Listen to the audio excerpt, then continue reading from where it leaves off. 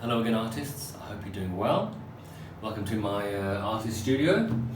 All right, so we talked a little bit about Van Gogh's paintings, The Bedroom in Arles, and I'd like to talk a little bit about one-point perspective because Van Gogh used one-point perspective when painting these pictures. Okay, so here we have The Bedroom in Arles, one of the three. Now, what is one-point perspective? Okay, so let me give you an example. You may not have heard of one-point perspective, but you may have heard of vanishing point. Okay, so I'm just going to draw a line across the middle of my paper, and that's called the horizon line. Okay, that's the horizon across the between the sky and the ground, where things kind of vanish, okay? And then I'm going to have, for example, a point here. That's my vanishing point. And it is exactly what it says. It's a point where things kind of vanish, okay? So, for example, I have like a road, okay? And the road starts off large as it's closer to the viewer, and then it gets slowly smaller, and then vanishes over the horizon at the vanishing point. So when you come to draw something that's inside, like a room, you will still use a vanishing point or one-point perspective, but you won't be able to see it. Let me show you what I mean. Okay, so to draw a room using one-point perspective, let's make it easy and have the vanishing point in the middle of the paper. Okay, so all you need to do is draw a very light line from corner to corner using all four corners. Okay, so you have like a nice X in the middle of your paper,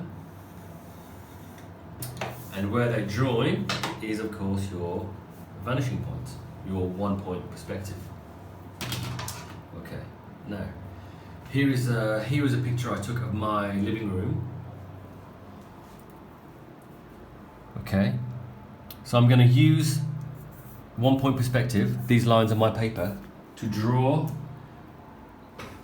something like my living room. Okay, so if this back wall was taken out, these lines would go and they would converge in one vanishing point or single point.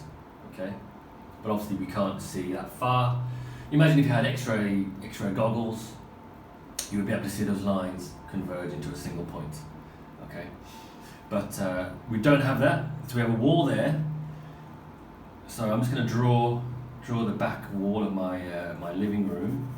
Now you can also use your ruler for this, but I prefer to draw freehand just because it gives that little bit of a rough edge that Van Gogh has in many of his paintings, especially the painting The Bedroom in Arles.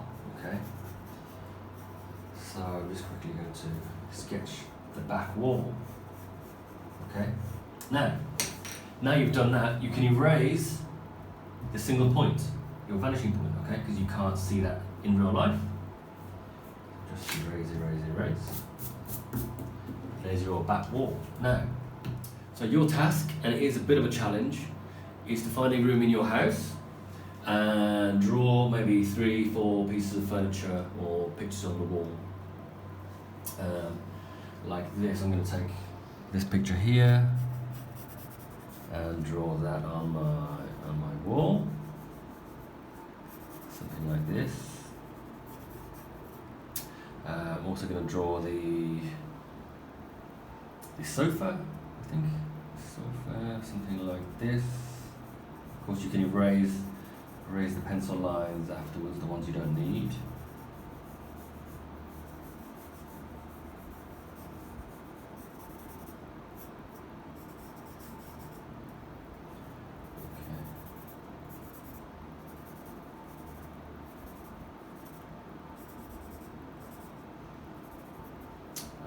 Maybe Freddy's playmat on the floor is a circle. Obviously, it's an oval when you have from this perspective. Okay, So just like 3, 4, 5 items in that room, draw them in your picture, and then you're good. Good luck and have fun.